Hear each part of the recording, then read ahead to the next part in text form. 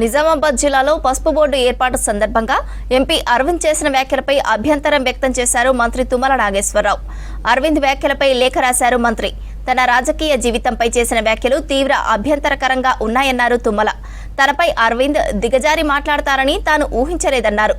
తన రాజకీయ ప్రస్థానం పట్ల అవగాహన రాహిత్యమో సమాచార లోపమో తెలియదన్నారు. అరవింద్ చేసిన వ్యాఖ్యలు ఎంతమాత్రం ఆమోదయోగ్యం కాదని లేఖలో తెలిపారు తుమ్మల. బోధన్ చక్కెర కర్మాగారం రాష్ట్ర పరిశ్రమల శాఖ పరిధిలోనిదన్నారు. అయినా మంత్రివర్గ సభ్యుడిగా తన వంతు ప్రయత్నం చేస్తానన్నారు.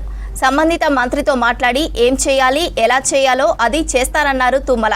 తనపై చాలా విషయాల్లో మాట్లాడిన మాటలు సరైనవి కావన్నారు. అరవింద్ 2 సార్లు లోక్సభ సభ్యుడిగా ఎన్నికై ఇలాంటి భాషను వాడటం సభ్యత అనిపించుకోదన్నారు.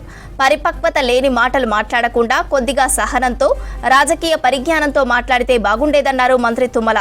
అరవింద్ చేసిన వ్యాఖ్యలను ఆయన విజ్ఞతకే వదిలేస్తున్నానని లేఖలో తెలిపారు మంత్రి.